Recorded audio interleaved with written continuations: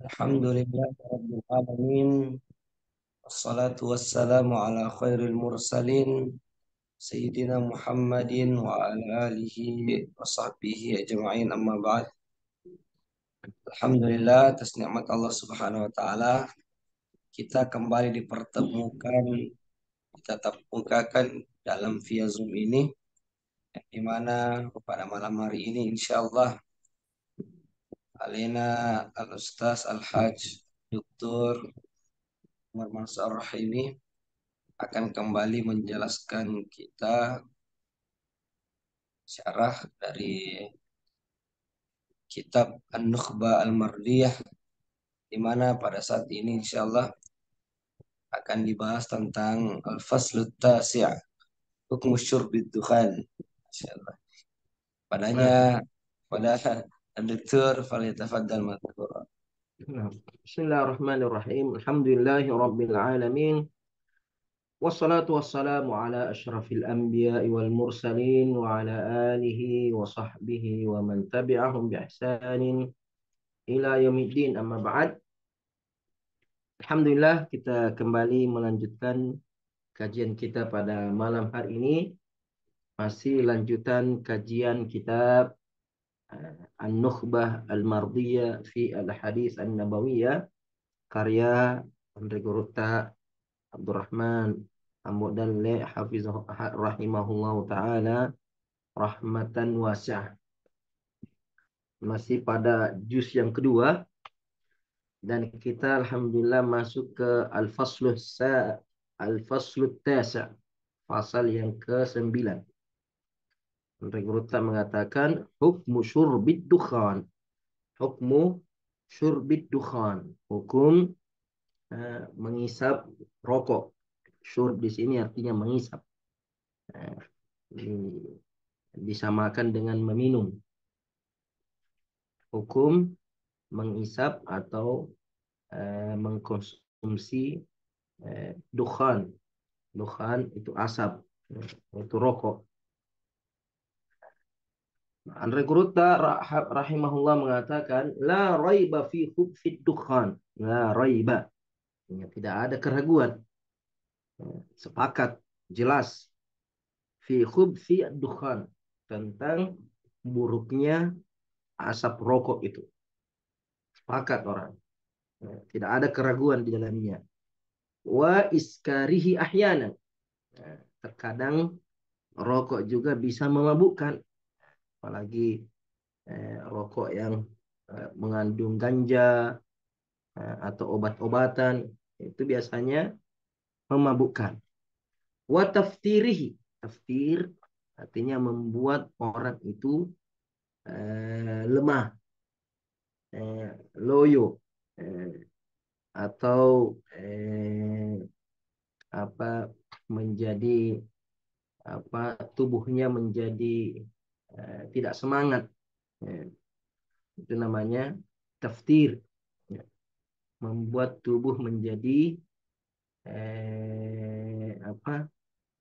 bergetar, gemetaran. Itu karena kecanduan biasanya.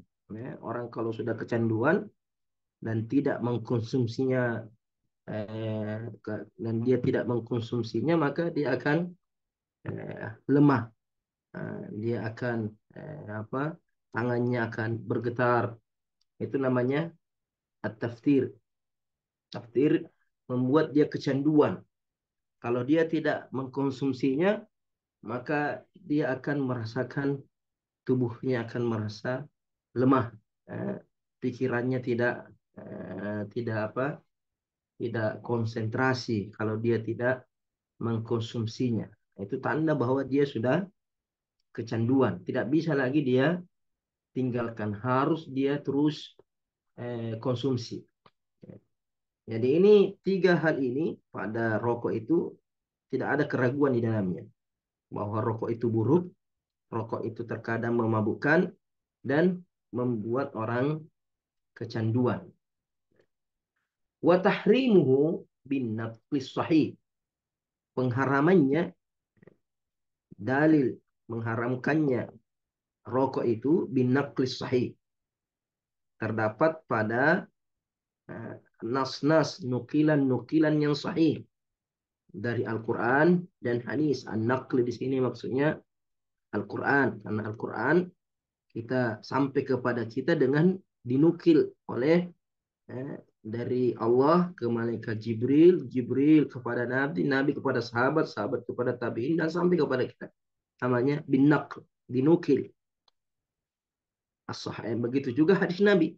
Hadis Nabi juga naql. Atau terkadang juga dibahasakan bin nas atau bin nusus. Bin naql sahih, Al-Quran dan hadis sahih, wal aqli sarih. Al-aql sarih, logika yang sangat jelas. Logika yang sangat jelas. Wa kalamil atiba al-mu'tabarin. Begitu juga keharamannya berlandaskan ucapan, komentar ahli kedokteran, para dokter al-mu'tabarin yang diakui di bidangnya, yang berhak untuk dijadikan rujukan, referensi, bukan abal-abal, bukan dokter abal-abal, karena ya ada juga dokter itu ya mengatakan rokok tidak mengapa. Ya zubillah. Padahal semua dokter itu semua sepakat.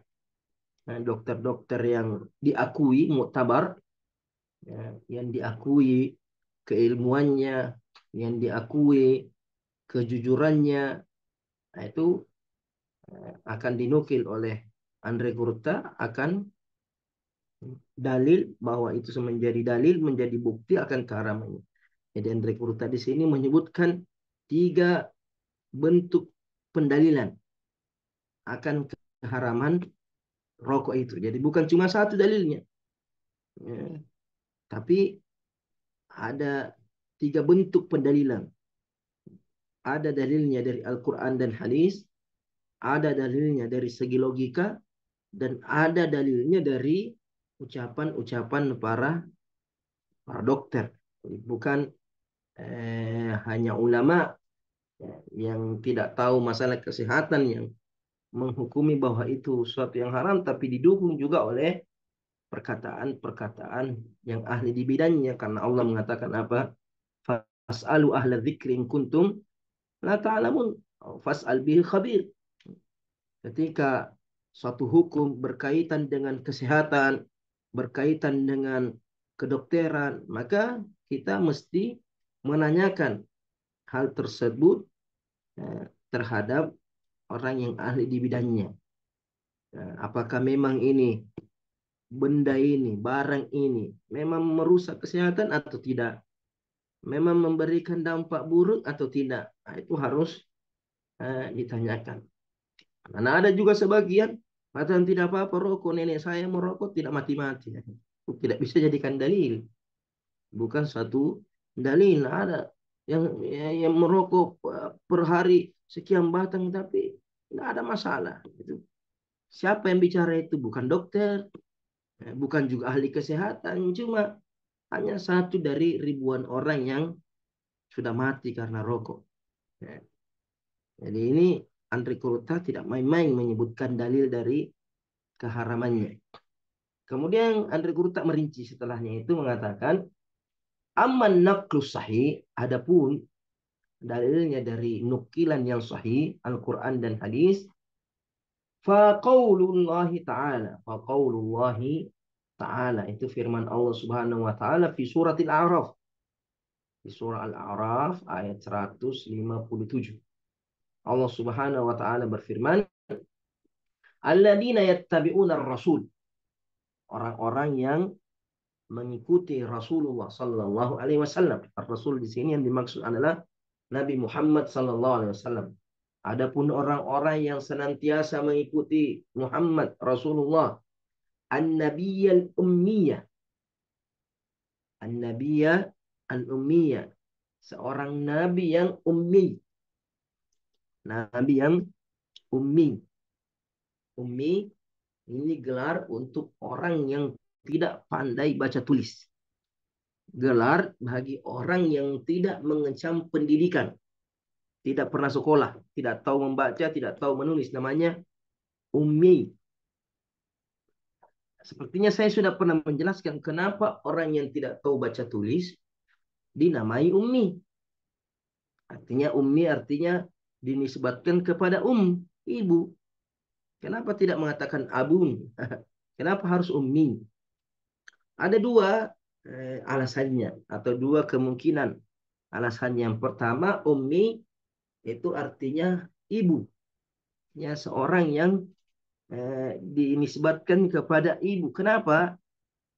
Karena orang-orang Arab jahiliyah di masa dahulu, wanita-wanita, para ibu-ibu itu semuanya tidak tahu baca tulis. Hampir seluruh eh, wanita-wanita Arab itu tidak tahu baca tulis. Jangan wanita, laki-lakinya saja banyak yang tidak tahu baca baca tulis. Sehingga dinisbatkan kepada ummi. Ada yang mengatakan bahwasanya dikatakan ummi karena dia tidak pernah keluar menuntut ilmu, hanya bersama ibunya terus. Eh, Tidak mau pisah sama orang tuanya. Selalu mau dekat dengan ibunya, tidak mau masuk pondok, tidak mau pergi merantau menuntut ilmu. Makanya dinamakan ummi. Eh, Itu pendapat yang pertama. Pendapat yang kedua mengatakan tidak, ummi di sini bukan nisbat kepada ibu yang melahirkan, tapi ummul qura. Nisbat kepada ummu al-qura. Ummul qura nama lain daripada Mekah. Ummul qura induknya negeri, induknya kampung yaitu Mekah. Nah, jadi orang yang tidak tahu baca tulis dinisbatkan kepada kota Mekah. Kenapa? Karena mayoritas penduduk kota Mekah, laki-laki perempuan, mayoritasnya tidak tahu baca baca tulis. Ya. Makanya eh, orang yang tidak tahu baca tulis dinamai al-ummi.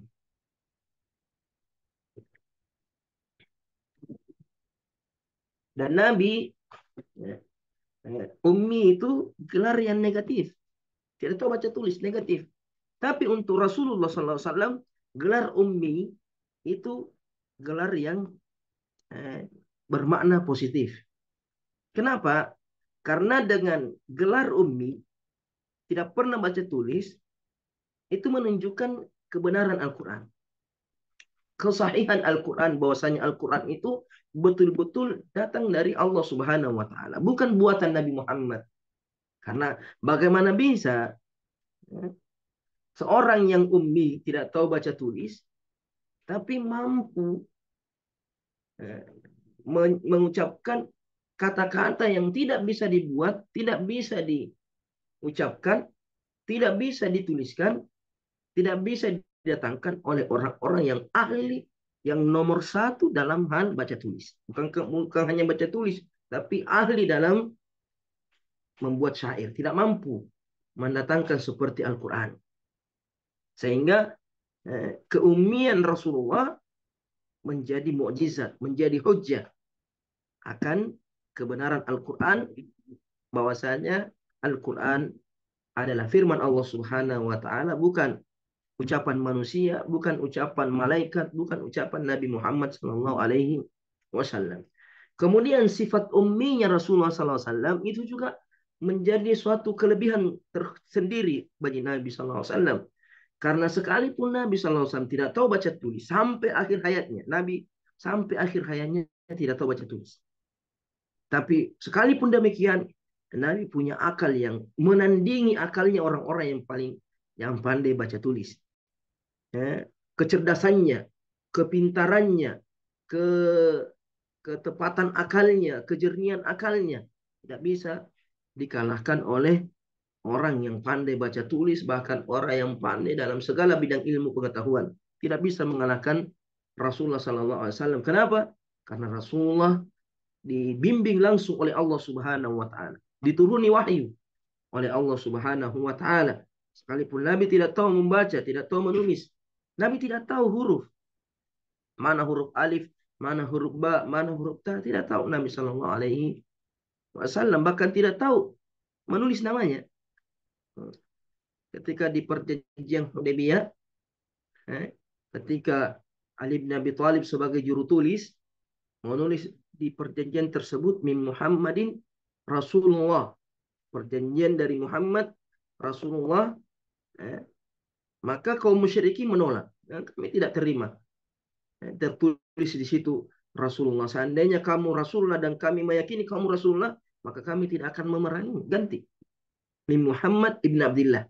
Dari Muhammad ibnu Abdullah. Jangan pakai kata Rasulullah.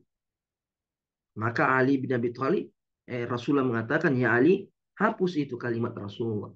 Hilangkan itu kalimat Rasulullah. Ali bin Abi Thalib mengatakan, ya Rasulullah, tidak mungkin saya mencoret, menghapus kalimat Rasulullah, tidak mungkin. Saya tidak berani, saya tidak tega, tidak sanggup menghapus kata Rasulullah. Akhirnya Nabi mengatakan, perlihatkan saya yang mana di situ tulisannya Rasulullah. Akhirnya ditunjukkan. Ali bin Abi Thalib menunjukkan Rasulullah ini. Yang ini tulisannya. Tulisannya ini Rasulullah. Akhirnya Nabi sendiri yang mencorek kalimat Rasulullah di lembaran perjanjian tersebut.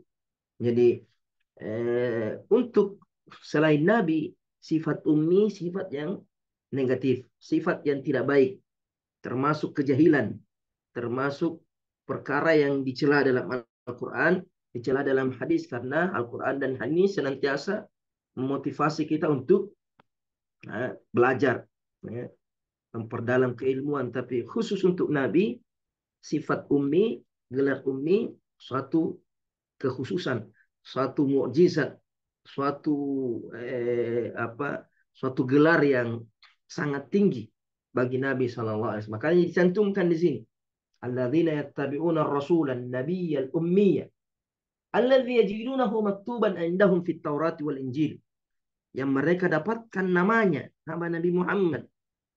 Yang mereka dapatkan sifat-sifatnya, sifatnya Nabi Muhammad, bahwasanya dia akan diutus di akhir zaman di negeri yang dijelaskan dalam Taurat dan Injil, disebutkan namanya, disebutkan sifat-sifatnya. Mereka dapatkan dalam Taurat. Orang-orang Yahud membaca dalam Taurat sifat-sifat Nabi yang Allah cantumkan di dalamnya. Begitu juga dengan Nasara. Dalam kitab Injil Allah menjelaskan bagaimana sifat-sifat Nabi yang akan diutus di akhir zaman. Dan tahu dan dijelaskan apa yang akan didakwakan oleh Nabi dan Rasul yang ummi tersebut. Allah mengatakan ya'muruhum bil ma'ruf. Nabi tersebut senantiasa memerintahkan mereka kepada yang baik, kepada perkara-perkara ma'ruf, perkara-perkara yang dicintai oleh Allah Subhanahu wa taala, wa yanhahum 'anil munkar, dan melarang mereka dari perkara yang munkar, perkara yang buruk, perkara yang dibenci oleh Allah Subhanahu wa taala, wa yuhillu lahumut thayyibat, menghalalkan mereka, menganjurkan kepada mereka untuk mengkonsumsi, memanfaatkan, memakai apa-apa saja yang baik, dihalalkan baginya yang baik-baik, dibolehkan memakai, mengkonsumsi yang baik-baik. Wa yuharrimu alaihimul khaba'ith. Ini syahidnya ayat ini. Dan Nabi Muhammad SAW itu mengharamkan, menyampaikan bahwasanya Allah mengharamkan kepada mereka al-khaba'ith, perkara-perkara yang buruk, baik itu pemikiran yang buruk, akidah yang buruk, perbuatan yang buruk, termasuk makanan, minuman, pakaian, apa saja yang buruk, yang bisa membahayakan, yang bisa merusak, yang bisa merugikan bagi seseorang dunia dan akhiratnya. Jadi jelas ayat ini menunjukkan haramnya segala yang buruk-buruk. Dan Andre Gruta tadi sudah sebutkan di awal, tidak ada keraguan bahwasanya rokok itu termasuk yang buruk. Kalau rokok termasuk yang buruk, maka dia juga termasuk yang diharamkan oleh Rasulullah Sallallahu Alaihi Wasallam. Menurut saya ayat ini jelas. Tidak ada yang perlu dijelaskan. Makanya guru tidak panjang lebar menjelaskan ayat ini karena lafaznya saja sudah jelas. Orang orang awam saja tahu artinya, tahu maksudnya. Nah, bahwasanya Allah mengharamkan yang buruk. Jangan mengatakan, oh yang buruk di sini maksudnya akidah yang buruk, sifat-sifat yang buruk. Adapun makanan tidak, tidak. Semua yang buruk, makanan, minuman, itu semuanya diharamkan. Wafis sahih, sahih Bukhari, sahih Bukhari. Ani bin Umar, dari Abdullah bin Umar radhiyallahu taala anhuma, anna Nabi sallallahu alaihi wasallam qala, bahwasanya Rasulullah Nabi sallallahu alaihi wasallam bersabda, kullu muskirin khamrun. Kullu muskirin khamrun. Semua yang memabukkan adalah khamar. Jadi jangan mengatakan khamar itu kalau dari anggur, khamar itu kalau dari kurma. Tidak. Pokoknya kalau dia memabukkan, maka dia masuk kategori khamar. Karena khamar artinya apa? Khamar itu artinya menutupi ya, menutupi. Khamar itu menutupi akal. Berarti orang yang mabuk itu tertutup akalnya. Berarti semua yang memabukkan tertutup akalnya. Maka semua yang memabukkan hukumnya sama seperti hukumnya khamar, yaitu haram. Wa kullu khamrin haram. Dan semua yang masuk kategori khamar, maka hukumnya haram. Jadi semua yang memabukkan khamar dan semua khamar adalah haram. Dan kita tadi, Andri Gurta tadi sudah sebutkan di atas, bahwa terkadang rokok itu memabukkan. Maka rokok masuk kategori khamar dan masuk kategori yang diharamkan. Wali muslimin, dan diriwayatkan juga oleh Imam Muslim dengan lafaz yang lain. Mengatakan Rasulullah bersabda, wa kullu muskirin haram. Jadi kalau di riwayat sebelumnya, kullu khamrin haram. Kalau di sini tidak, kullu muskirin haram. Kullu muskirin haram. Ini kalau kullu muskirin kham, wa kullu kham haram. Berarti kullu muskirin haram. Wa kullun, kata Rekruta, dan semuanya yang tadi disebutkan minal ayatil karimah wal ahadithis sahihah. Ayat yang di atas, ayat di surah Al-A'raf, wa al-ahadith sahihah, baik itu riwayatnya Imam Bukhari ataupun riwayatnya Imam Muslim, dalun ala tahrimihi, menunjukkan akan keharaman rokok tersebut. Fa innahu khabithun, karena rokok itu suatu yang buruk. Muskirun taratan, dan memabukkan terkadang, artinya terkadang memabukkan. Wa muftirun taratan ukhra, wa muftirun taratan ukhra, ada tambahan di situ. Wa muftirun taratan ukhra. Jadi dia, rokok itu buruk, terkadang memabukkan dan terkadang juga membuat orang kecanduan, membuat orang tergantung, membuat orang lemah, lesu, kalau tidak mengkonsumsinya. La yumari fi dzalika illa mukabirun lil hissi wal waqi'. La yumari, tidak ada yang menolaknya, tidak ada yang membantahnya.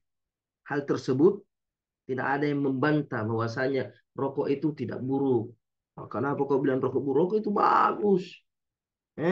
Rokok itu membuat segar. Maka sekarang itu ada rokok herbal, ada rokok rasa siwak, ada rokok rasa madu, ada rokok rasa habas soda. Masya Allah. Ini termasuk penipuan besar. Jadi mencampurkan antara yang hak dengan yang batil. Supaya orang tertarik merokok, dikasih herbal juga. Bukan cuma Pepsodent atau pasta gigi yang ada rasa siwaknya, ada rasa habas saudanya, ada rasa minyak. Ini juga Jadi ada rokok herbal, wa iyazubillah.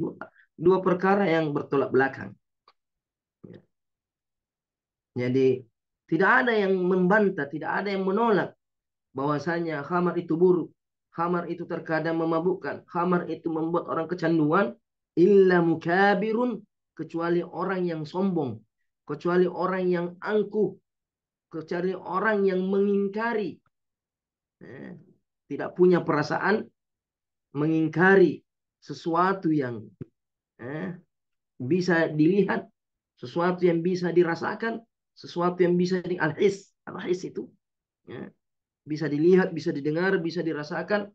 Wa mukabirun lil waqa, mengingkari kenyataan. Artinya apa? Menyombongkan diri terhadap kenyataan. Dia mengatakan tidak buruk, apanya tidak buruk. Nah, penjual rokoknya saja sendiri bilang ini membahayakan, bisa mendatangkan impoten apa semua itu. Kemudian kamu mengatakan tidak, wah ini orang sudah gila, ini sudah rusak otaknya. Ya, sudah rusak otaknya kalau mengingkari tiga keburukan rokok tersebut. Wala raiba aidan, dan tidak ada keraguan juga fi ifadatiha tahrimu ma'adahu minal muskirat wal muftirat, dan tidak ada keraguan juga tentang ayat dan hadis-hadis yang disebutkan di atas, bahwasanya ayat dan hadis yang disebutkan tadi memberikan faedah keharaman selain rokok, dari perkara-perkara yang memabukkan dan membuat orang kecanduan. Apapun selain rokok. Selain rokok, yang penting dia memabukkan. Yang penting dia membuat orang candu, membuat orang tergantung, maka semuanya haram dengan ayat dan hadis-hadis yang tadi disebutkan. Termasuk ganja, heroin, kokain, apa saja obat-obatan. Bahkan termasuk juga lem apa itu? Lem-lem yang sekarang orang pakai. Eh, Kalau lemnya dipakai untuk melem, tidak ada masalah. Tapi kalau dipakai untuk memabukkan, berarti dia juga haram pemakaiannya. Kemudian dari Qurta mengatakan warawal Imam Ahmad. Warawa al-Imam Ahmad. Tambahan hadis. Wa Abu Dawud an Ummi Salama, dari Ummi Salama, istri Nabi radhiyallahu anha. Qalat, Ummi Salama berkata, Hindun binti Abi Umayyah, namanya Ummi Salamah, Hindun. Qalat, Ummi Salamah berkata, nahar Rasul sallallahu alaihi wasallam, Rasulullah melarang an kulli muskirin wa muftirin, melarang dari segala yang memabukkan dan membuat kecanduan, membuat ketergantungan, ya, membuat orang itu lemah, ya, membuat orang itu lesu, tidak bersemangat kalau tidak mengkonsumsinya. Qala al-Hafidh Az-Zain al-Iraqi, Al-Hafidh Az-Zain al-Iraqi, Zainuddin al-Iraqi, isnaduhu sahih, sanadnya hadisnya ini, hadisnya Ummu Salamah yang diriwayatkan oleh Imam Ahmad dan Abi Daud, sanadnya sahih. Wasahahahu Suyuti, dan juga disahihkan oleh Imam As-Suyuti fi Al-Jami' As-Saghir, dalam kitabnya yang berjudul Al-Jami' As-Saghir. Al-Jami' As-Saghir ini kitab hadis karang oleh Imam Suyuti, hanya mengumpulkan hadis-hadis yang singkat, hadis-hadis yang yang singkat tapi maknanya dalam, dan disusun dengan diawali huruf hijaiyah. Jadi hadis yang diawali huruf alif disebut, hadis yang diawali dengan huruf ba disebut. Kemudian Imam Suyuti dalam kitab tersebut menghukumi setiap hadis yang dicantumkan. Jadi Imam Zainuddin Al-Iraqi dan Imam Asyuti itu mensahihkan hadis ini. Ya, sekalipun sebagian ulama menghukumi hadis ini lemah, menghukumi hadis ini lemah.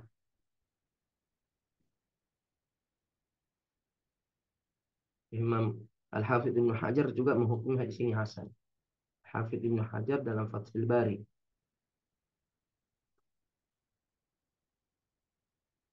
Kemudian Andre Kurut mengatakan hadis yang lain. Ini dalil yang lain. Jadi pertama, rokok itu buruk, ya. Wa yuharrimu alaihimul khaba'ith. Kemudian rokok itu memabukkan. Kul muskirin haram.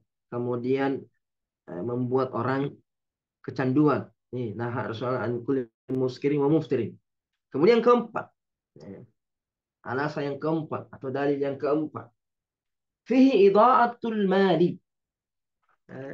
Rokok itu, orang yang suka merokok, di dalamnya terkandung, dalam perbuatan itu terkandung perkara menyia-nyiakan harta, menghambur-hamburkan harta, membuang-buang harta untuk sesuatu yang tidak bermanfaat. Wastihlakul mabaligh ta'ila, menghamburkan,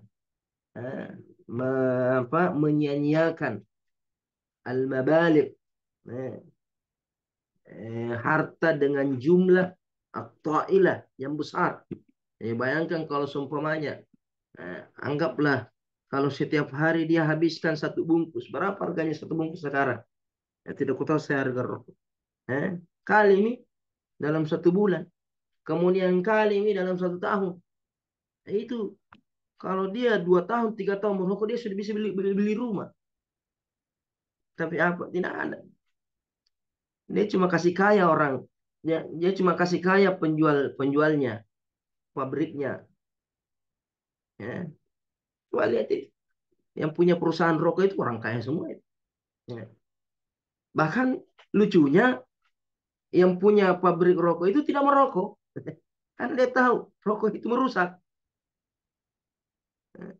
Tapi coba lihat orang-orang yang merokok, menderita semua hidupnya.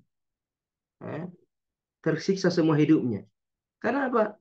Karena dia ambil racunnya, kemudian untungnya dikasih sama orang yang membuat itu. Kalau alasannya, wah tidak, banyak pekerja, kalau pabrik rokok ditutup, banyak orang yang menganggur, menganggur. Lebih bagus menganggur daripada merusak diri. Karena dia yang kerja di pabrik rokok, dia juga merokok. Jadi sama saja. Tidak ada untung-untungnya dia. Jadi hasil hasil kerjanya kembali lagi kepada bosnya. Kenapa? Karena dia yang bikin rokok, setelah digaji, dia yang beli lagi terus. Coba lihat. Sehingga tidak beres-beres hidupnya. Jadi bukan hanya merusak akhiratnya, merusak dunianya juga. Merusak kesehatannya, merusak perekonomiannya juga. Merusak anaknya, merusak istrinya, merusak keluarganya. Waliyahzubillah. Jadi kata Andre Kurta, merokok itu di dalamnya terdapat perkara menghambur-hamburkan harta. Menghabiskan harta dengan jumlah yang sangat besar. At-ta'ilah. Al-musabbibah li dhala'id dain. Yang mana terkadang menyebabkan orang tersebut terlilit utang.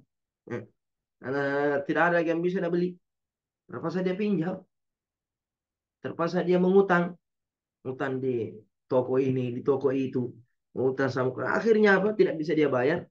Terlilit utang. Alhamilu ala bai'i kathirin min daruriyatil hayat. Fi hadas sabil.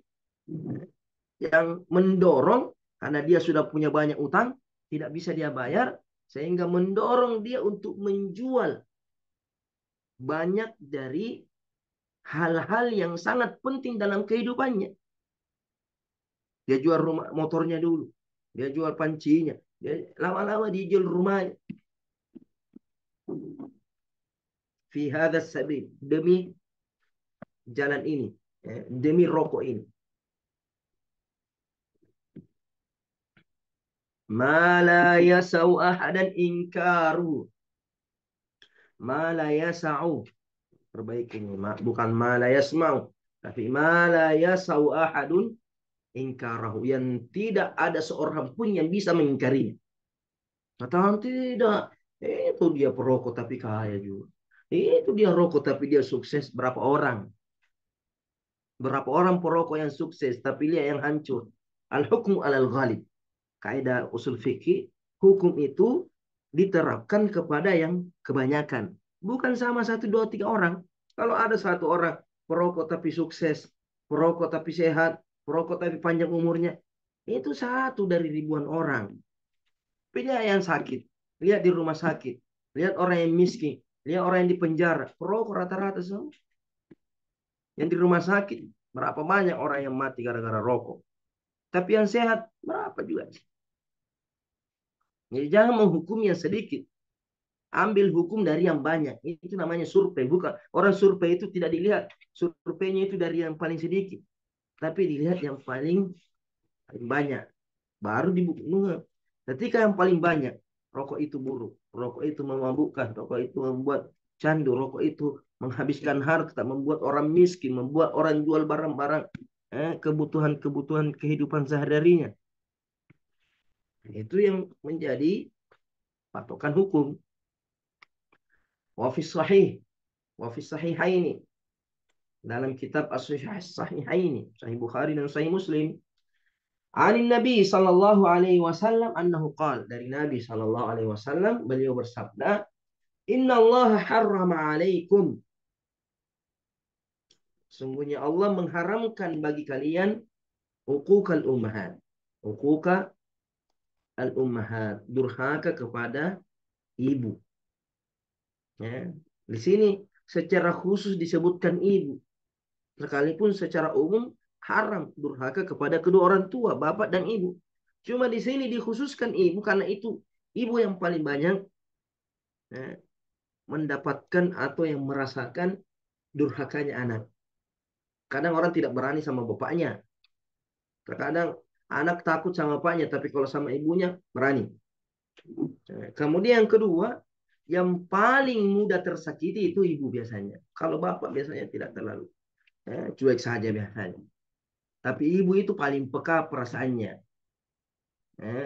Sehingga mudah tersakiti oleh anaknya. Mudah tersinggung, mudah sedih. Makanya Allah mencantumkan secara khusus di sini para ibu. Sungguhnya Allah mengharamkan bagi kalian uquqal ummahat. Kemudian terkadang juga yang paling berat untuk ditempati berbakti itu ibu biasanya. Karena terkadang ya tahulah biasanya ibu yang paling banyak maunya, ibu yang paling eh paham lah.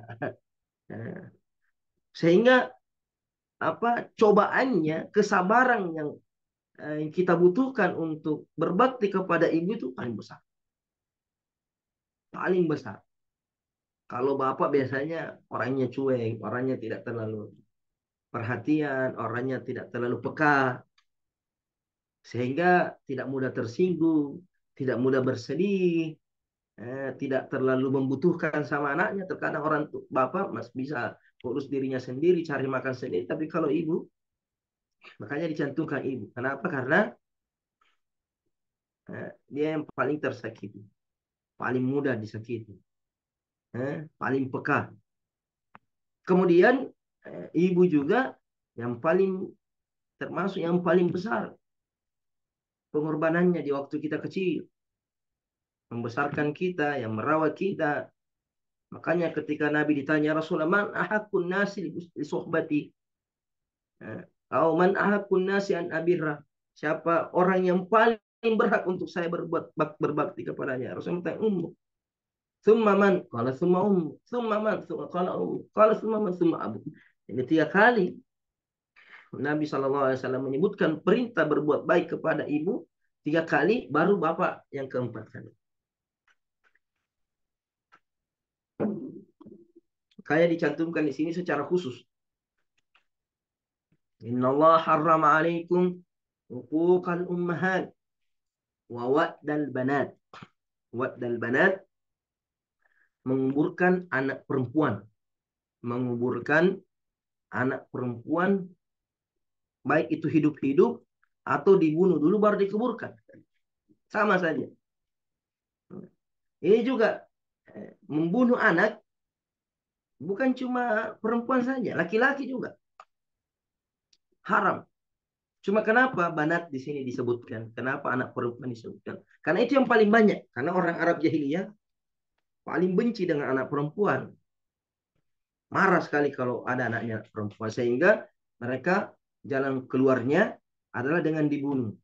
Adapun anak laki-laki, mereka senang dengan anak laki-laki. Makanya tidak disantumkan di sini anak laki-laki. Karena mayoritas mereka senang dengan anak laki-laki. Tapi bukan berarti membunuh anak laki-laki tidak haram, tidak. Sama saja haramnya. Cuma dicantumkan perempuan di sini secara khusus karena itu yang paling banyak.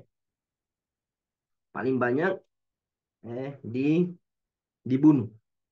Paling banyak dikuburkan secara hidup-hidup.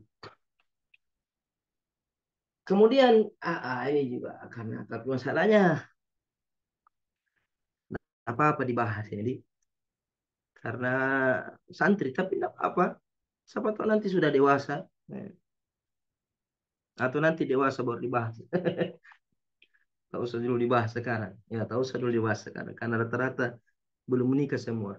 Nah, pembawa acaranya saya tidak menikah, bagaimana? Jadi itu usah dibahas. Cukup itu saja bahwasanya Allah mengharamkan mengubur anak perempuan. Kenapa dikhususkan anak perempuan? Karena itu yang paling banyak. Berarti yang diharamkan seluruhnya. Semua anak tidak boleh kita tidak bunuh, tidak boleh kita bunuh.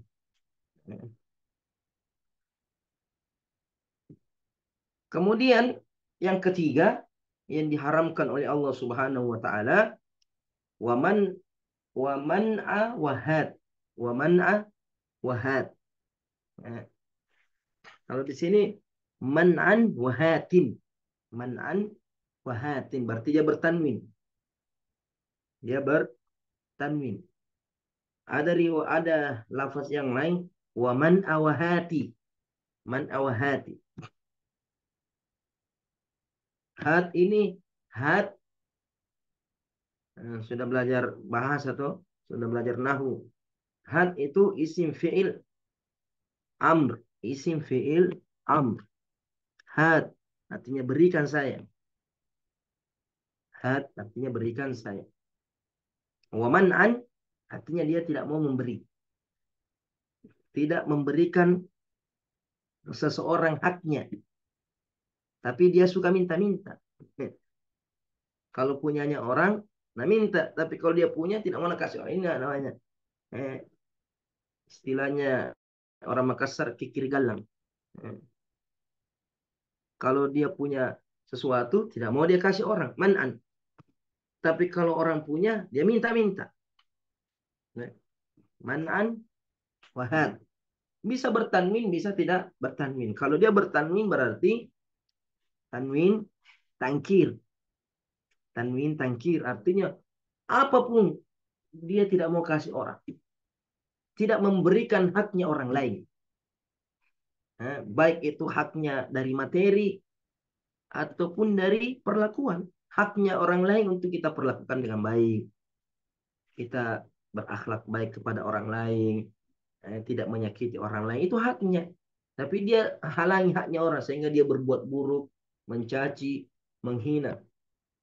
Jadi dia tidak memperlakukan orang lain dengan baik. Tapi dia dia mau diperlakukan dengan baik. Ini musibah. Tidak mau disakiti tapi suka menyakiti. Tidak mau dikikiri tapi dia kikir. Mau dibaik-baiki tapi tidak mau kasih baik sama orang lain. Nah, ini bukan sifat orang beriman seperti. Sifatnya orang beriman kata Rasulullah apa? La yu'minu ahadukum hatta yuhibba li akhihi ma yuhibbu li nafsi.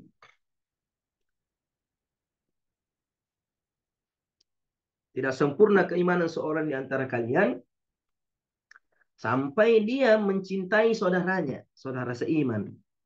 Menyukai saudaranya sama seperti menyukai dirinya sendiri. Artinya apa yang kamu sukai pada dirimu, kamu juga sukai untuk orang lain, berikan untuk orang lain.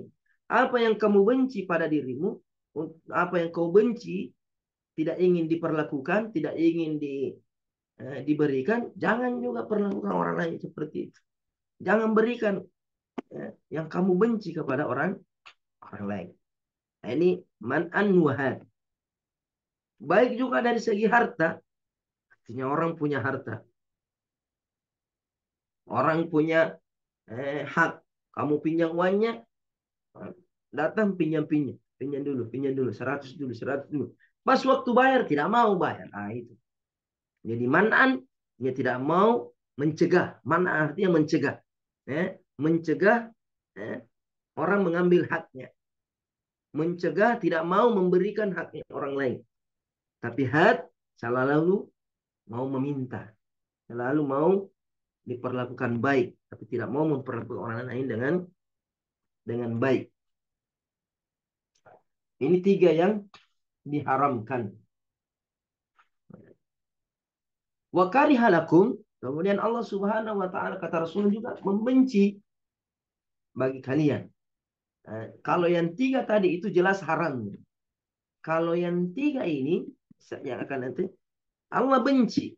Tapi Allah benci bukan berarti tidak haram. Namanya karaha tahrimiyah. Karaha tahrimiyah. Jadi bukan di sini kariha artinya makruh. Artinya kalau dikerja tidak mengapa. Kalau tidak dikerja dapat dosa. Itu kan definisinya makruh. Kalau atau bukan definisinya tapi pengaruhnya. Kalau definisinya makruh itu ma talabahu ma talabahu syari bitarkihi. Talaban ghaira jazim. Ma talabahu syari bitarkihi. Apa yang diperintahkan oleh syariat untuk ditinggalkan. Tapi perintahnya tidak begitu tegas. Fa uthiba faman tarakahu uthib wa man fa'alahu fala syai'alah. Siapa yang meninggalkannya dia dapat pahala. Tapi kalau dia kerjakan tidak mengapa. Itu bukan makruh yang begini yang dimaksud dalam hadis ini. Tapi makruh di sini haram tapi tidak seperti keharamannya yang seperti yang di atas. Kalau yang di atas itu dosa besar. Kabair. Durhaka kepada kedua orang tua. Membunuh anak. Tidak memberikan haknya orang lain. Terus selalu meminta haknya, tidak mau memberikan haknya orang lain, itu dosa besar. Sedangkan yang dibenci oleh Allah ini, yang 3 ini haram tapi sagira, artinya dosa kecil. Dosa kecil. Tapi kalau dosa kecil terlalu sering, maka akan menjadi dosa besar. Nah, itu kaidahnya. Makanya kalau tidak salah Ibnu Mas'ud atau Ibnu Abbas mengatakan, la kabira ma'al istighfar, wala sagira ma'al istimrar. Mana ini hafal ini kaidahnya, catat itu kaidahnya itu. Nanti saya tanya sebentar, ditanya sebentar. Kalau sudah materi tanya. Ini kaidahnya ini. La kabira ma'al istighfar. La kabira ma'al istighfar. Tidak ada dosa besar kalau orang itu selalu bertaubat, beristighfar. Kalau dia selalu bertobat, dia berdosa, bertobat lagi, berdosa, maka akan senantiasa diampuni oleh Allah Subhanahu wa taala. La kabira ma'at istighfar, ay mau taubah. Wala saghira ma'al istimrar. Nah, tidak ada dosa kecil. Sekalipun dia kecil, tapi kalau selalu dikerja, maka akan menjadi dosa besar. Dosa kecil, kalau sering dilakukan, tidak pernah dihentikan, tidak pernah bertobat, tidak pernah miskin, terus dianggap sepele, diremehkan. Dosa kecil ji. Sehingga dia terus kerja tanpa taubat, tanpa istighfar, maka dosa kecil itu akan menjadi dosa besar. Mana yang 3 ini? Yang 3 atau perkara yang dibenci oleh Allah, haram tapi dosa kecil, haram apa dosa kecil, itu qila wa qal. Qila wa qal. Qila wa qal, sebagian ulama mengartikan bahwasanya orang yang terlalu banyak bicara, cerewet, capila, pitikanak-kanai, adalah orang Makassar. Ya. Semua masalah dia komentari. Nggak mau diam. Terkadang perkara-perkara yang dia juga tidak punya ilmunya di situ. Semua dikomentari. Semua bicara. Tidak mau tenang. Nah, ini qila wa qal. Ada juga tentang qila wa qal artinya gibah. Yanu katanya Yanu. Yanu bilang begini. Yanu bilang ya. Eh. Hmm.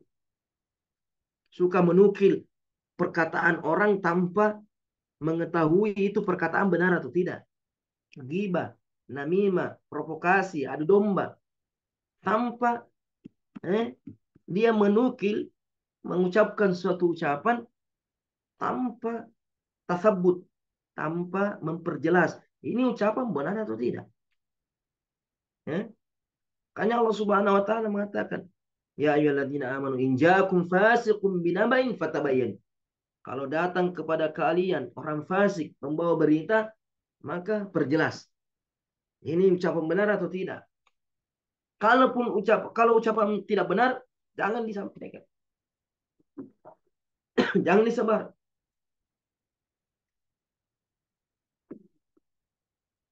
Kalau ucapan itu benar, artinya informasi itu benar. Memang terjadi seperti itu. Tunggu dulu. Lihat dulu. Apakah ucapan yang benar ini ada manfaatnya kalau saya sampaikan? Ada manfaatnya kalau saya sebarkan? Atau jangan sampai justru keburukan. Kalau saya sampaikan, sekalipun lalu benar.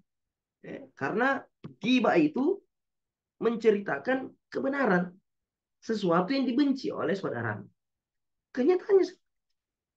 Makanya sahabat bertanya, ya Rasulullah, kaifa in kana fi akhi ma aqul? Bagaimana kalau yang saya ceritakan itu memang terjadi pada saudara saya, memang begitu orangnya. Capilai, cerewet, caledai, galeteregi, atau kata-kata yang lain. Ya, tuh begini, begini, begini. Yang dia ucapkan itu benar. Maka kata Rasulullah apa? In kana fi akhika ma taqul. Ada ketakutan. Kalau yang kamu ucapkan itu, yang kamu sebarkan itu memang terjadi pada saudaramu, berarti kamu sudah ghibah. Wa illa faqad bahat. Kalau tidak, berarti kamu dusta. Artinya, benar atau tidak benar, semuanya salah. Menceritakan keburukan orang lain. Oke lah, tidak termasuk keburukan orang. Mungkin satu perkara, satu bencana, suatu apa. Kalau mau disebarkan, lihat dulu. Pertimbangkan baik buruknya setelah memeriksa benar tidaknya. Kalau tidak benar, tinggalkan. Kalau benar, tunggu dulu. Apa manfaatnya saya sebarkan? Di masa sekarang gampang sekali. Buka Facebook, buka WhatsApp, ada informasi, share, share, share, share, share. Tidak dia periksa dulu. Ini hoax atau benar? Kalau yang dia sebar itu ternyata dusta, maka dia juga pendusta. Bukan saya yang bikin, saya cuma menyebar. Sama, Ji. Menyebarkan dusta, sama saja kamu pendusta. Dari mana? Dari ada Rasulullah mengatakan begitu. Man haddabith, man haddatsa bihaditsin yara au yura annahu kadzib fa huwa ahadul kadzabin. Siapa yang menyampaikan suatu berita, suatu pembicaraan, suatu hadis yang mana ucapan itu, pembicaraan itu, berita itu, hadis itu dia tahu kalau itu dusta atau orang mengatakan itu dusta, maka dia salah seorang dari pendustanya. Artinya kamu termasuk sama dosamu dengan orang yang membuat berita palsu itu. Karena kamu ikut menyebar. Men tidak ku tahu siapa suruh kau sebarkan. Maunya cari tahu dulu, baru disebar. Mereka tidak ku tahu. Makanya cari tahu dulu. Karena kalau kamu sebar, ternyata itu dusta, maka kamu dapat dosanya. Itu kila wakal. Kila wakal. Apakah kila wakal bermakna terlalu banyak bicara, cerewet? Bukan dia menyebarkan berita, cuma yanu sembarangan bicara. Makanya Nabi mengatakan, "Man kana yu'minu billahi wal yaumil akhir falyakul khairan aw liyasmut." Ini jelas hadisnya. Arba'in Nawawi. Hafal Arba'in Nawawi. Siapa yang beriman kepada Allah dan Rasulnya, kalau betul-betul dia beriman, kalau betul-betul dia beriman kepada Allah, mengharapkan pahala dari Allah, takut azab dari Allah, dan beriman terhadap hari akhir, hari kiamat, di mana semua ucapan dipertanggungjawabkan, semua perbuatan dipertanggungjawabkan. Kalau perbuatannya, ucapannya bagus, dia dapat pahala. Kalau ucapannya, perbuatannya buruk, dia dapat dosa. Kalau betul-betul dia beriman dengan hari kiamat, hari akhirat, falyakul khairan. Jangan bicara kalau bukan bagus. Jangan berbicara kalau tidak ada manfaatnya. Falyakul khairan auliyasmut. Kalau tidak ada manfaatnya, diam. Lebih selamat. Man samatan aja kata Rasulullah. Siapa yang banyak diam, dia selamat. Daripada bicara, padahal kamu tidak tahu ilmunya. Wala taqfu ma laysa laka bihi ilm. Inna sam'a wal basara wal fuada kullu ulaika kana anhu mas'ula. Jangan bicara sesuatu yang tidak punya ilmunya. Zaman sekarang orang yang penting bicara, yang penting komentar, yang penting beropini, yang penting posting. Di belakang urusan. Tidak. Urusannya di akhirat. Bukan di dunia saja. Jadi kalau tidak penting, kalau tidak ada manfaatnya, jangan bicara. Kalau ada manfaatnya, bicara. Tapi kalau tidak ada manfaatnya, diam. Ya, tidak jelas. Tidak jelas. Adakah ini manfaatnya atau tidak? Kalau tidak jelas, ada manfaatnya atau tidak, diam. Jadi kata Rasulullah, kapan bicara? Kalau jelas ada manfaatnya. Kalau tidak jelas, ada manfaat atau tidak, diam. Apalagi kalau memang ucapan itu buruk. Ini yang pertama. Haram. Sekalipun dosa kecil, tapi kalau tiap hari gosip, tiap hari gibah, gibah dosa besar. Cuma di sini kila wakal kan maknanya umum. Tapi kalau kila wakalnya masuk ke gosip, masuk ke adu domba, berarti dosa besar itu. Namimah. Dosa besar namimah. Termasuk sebabnya azab kubur. Namimah. Adu domba. Zaman sekarang Masya Allah, adu domba, jangan aku bilang. Mengadu domba antara satu dengan dua orang. Mengadu domba guru dengan muridnya. Mengadu domba santri dengan yayasan. Semana tetangga dengan tetangga. Satu kampung dengan satu kampung. Suku dengan suku diadu domba. Negara dengan negara. Pemerintah dengan rakyat. Diadu domba semua. Ulama eh, dengan orang awam. Antara ulama dengan ulama diadu domba. Antara pengikut dengan pengikut diadu domba. Nauzubillahi min dzalik.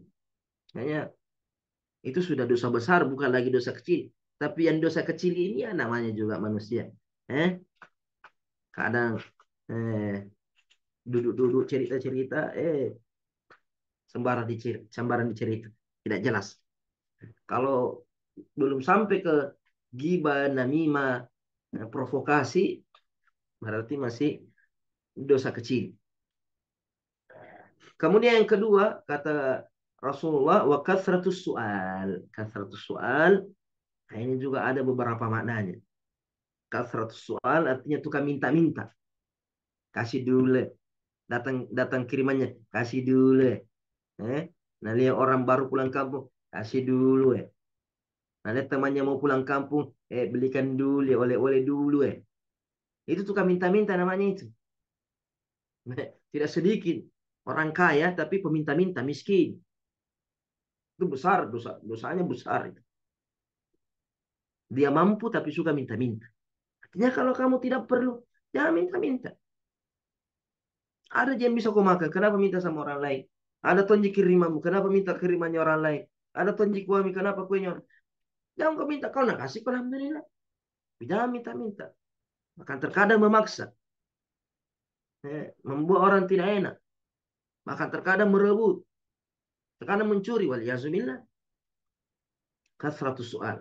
Banyak orang itu pergi haji, oleh-oleh nah, oleh-oleh nah, weh, sudah minta namanya itu.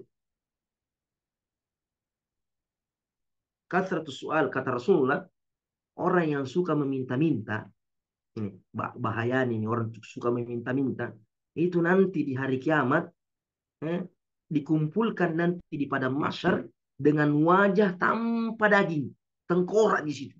Ih, maka malah. Kenapa? Karena waktu di dunia tidak ada malunya, suka minta-minta. Bahkan kaya minta sama orang miskin. Harusnya orang miskin minta sama mereka. Ya.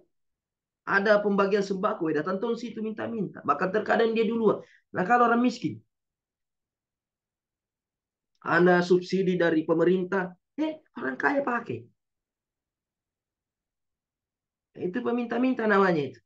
Sekalipun dia berjas, sekalipun dia punya mobil, sekalipun dia pakai rumah besar, peminta-minta itu.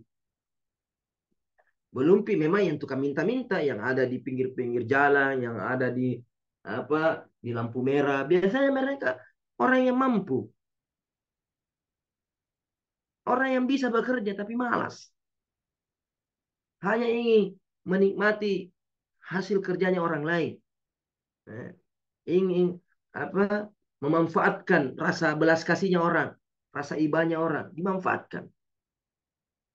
Dan pemerintah memerangi hal itu. Makanya kalau ada peminta-minta di lampu merah jangan kasih. Berdosa kalau kamu kasih.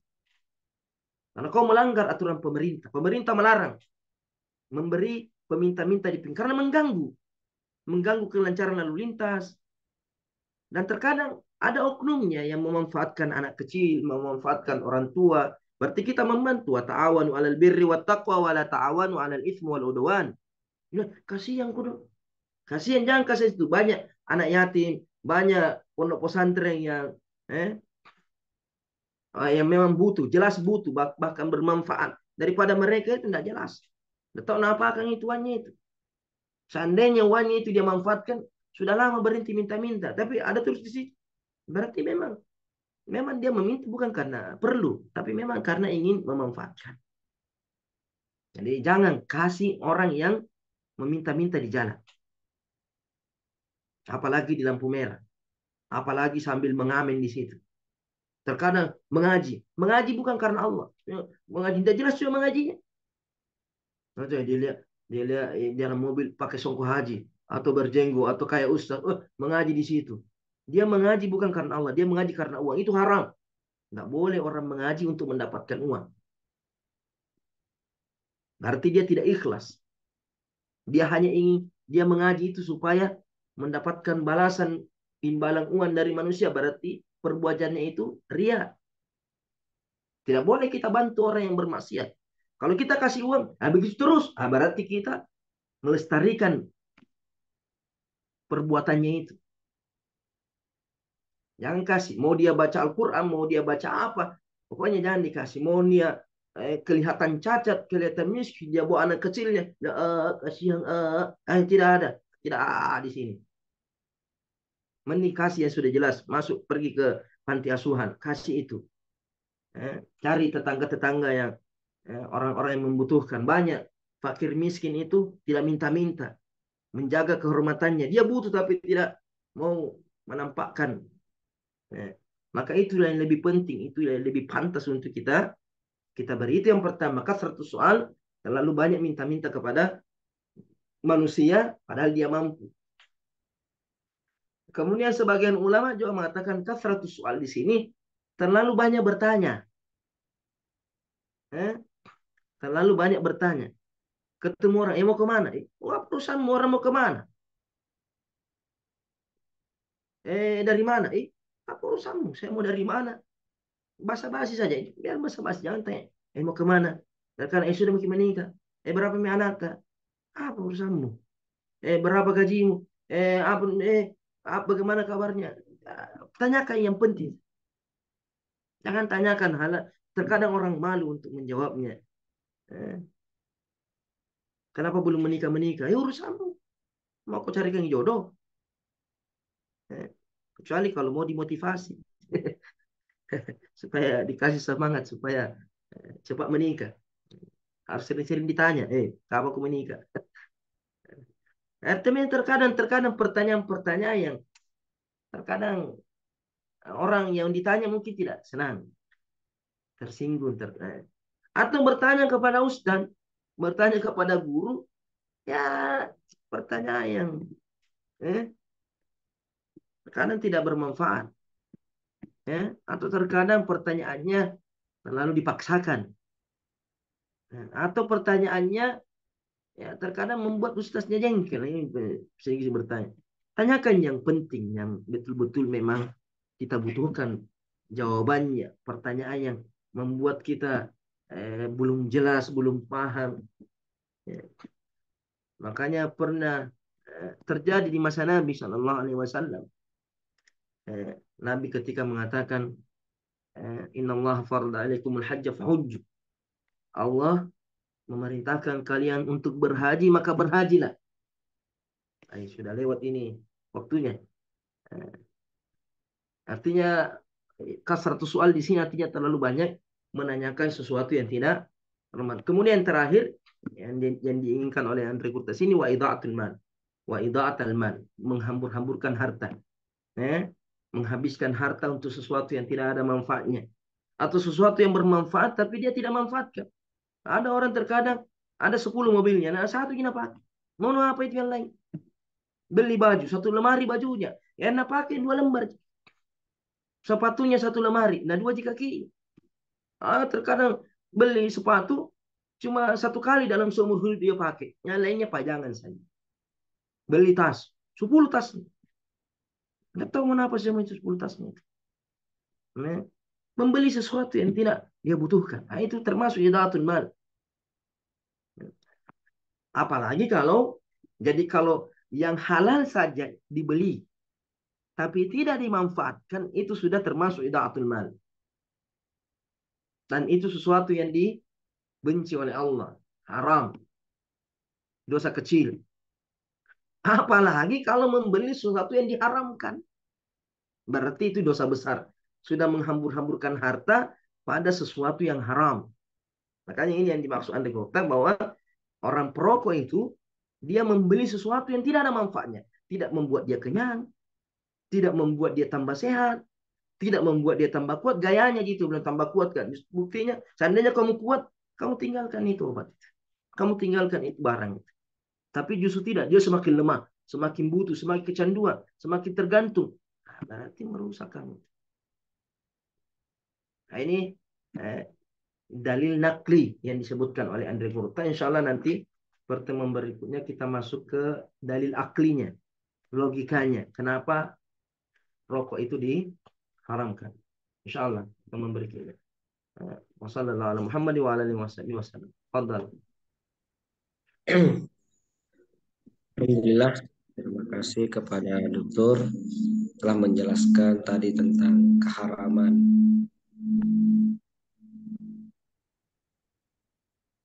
keharaman merokok. Nah, Ya, itu tadi dari segi dalil nakli. Ya, bagaimana haramnya rokok, bagaimana dampaknya rokok, bagaimana rokok itu sebagai bentuk penghambur-hamburan harta dan lain sebagainya. Kemudian boleh jadi di antara para santri peserta Zoom ada yang ingin ditanyakan. Pada santri putra, jika ada yang ingin tanyakan silakan maju ke depan mengaktifkan mic-nya baik di pondok sini ataupun di asrama AG. Begitu pula yang berada dalam masa pengabdian di Sopeng. Jika ada yang ingin ditanyakan silakan aktifkan mic-nya. Kepada santriwati yang apabila ada yang ingin ditanyakan silakan turun ke bawah, saya berada di museum saat ini.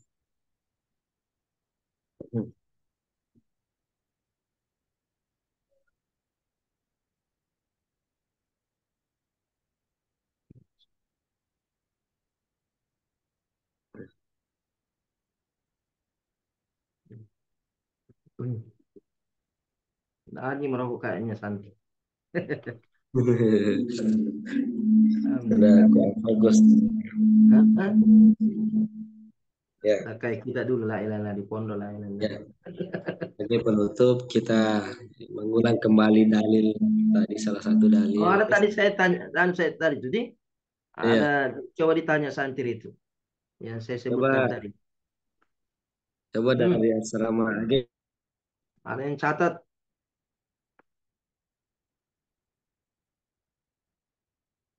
satu orang saja, satu orang saja. Ada yang catat tadi itu yang saya suruh catat itu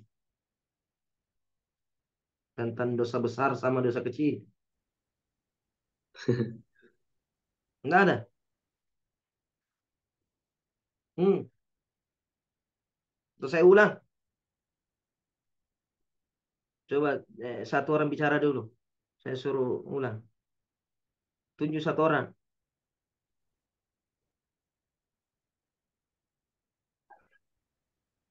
Hmm,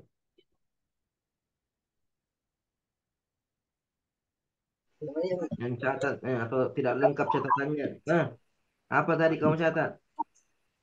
Hah? Ada di set tapi kurang lengkap. Ya itu nih, sebut saja nanti saya kasih lengkap. Apa? Bismillahirrahmanirrahim. La kabiron ma'a istighfarin wala sagiron Hmm. ma'a Hmm. Istimrar, istimrar, ma'al istimrar. ma'a La istimrarin kabira, la kabirata ma'al ma'a istighfari. wala Wala sagiron sagirata ma'al ma'a istimrari. istighfarin. Al istimrar, al istimrar. Nah, artinya, Tidak ada Ustaz. eh, tidak artinya apa artinya? Hmm. Tidak ada dosa besar, tulis.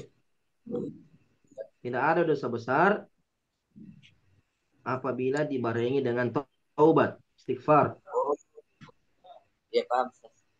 Hmm. Tidak ada dosa besar kalau dibarengi dengan taubat dan istighfar. Dan tidak ada dosa kecil kalau dilakukan terus menerus tanpa taubat dan tanpa istighfar.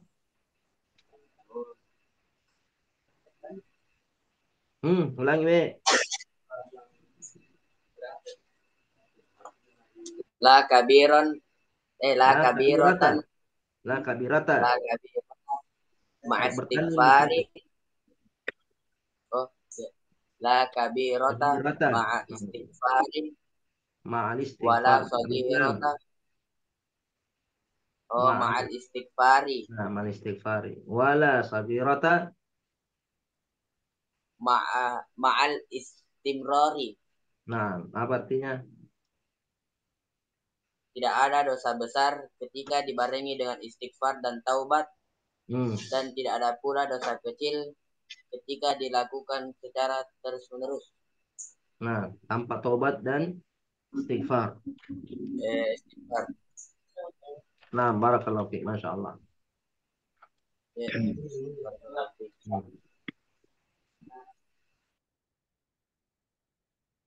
Insyaallah. Nah, alhamdulillah. Kemudian kami seluruh segenap keluarga Dede Abrat mengucapkan banyak terima kasih kepada dokter yang telah membagikan ilmunya kepada kami semua. Betul banyak yang kami dapatkan dari dokter. Kemudian kami kembali memohon kepada dokter untuk memimpin doa. Kepada Bismillahirrahmanirrahim. Alhamdulillah Rabbil Alamin. Wassalatu wassalamu ala ashrafil anbiya wal mursalin. Wa ala alihi wa sahbihi wa sallam wa ba'd. Allahumma inna nas'aluka bi annaka anta Allah. La ilaha illa ant. Al-ahadus samad. Alladhi lam yalid wa lam yulad wa lam yakul lahu kufuwan ahad. La ilaha illa ant.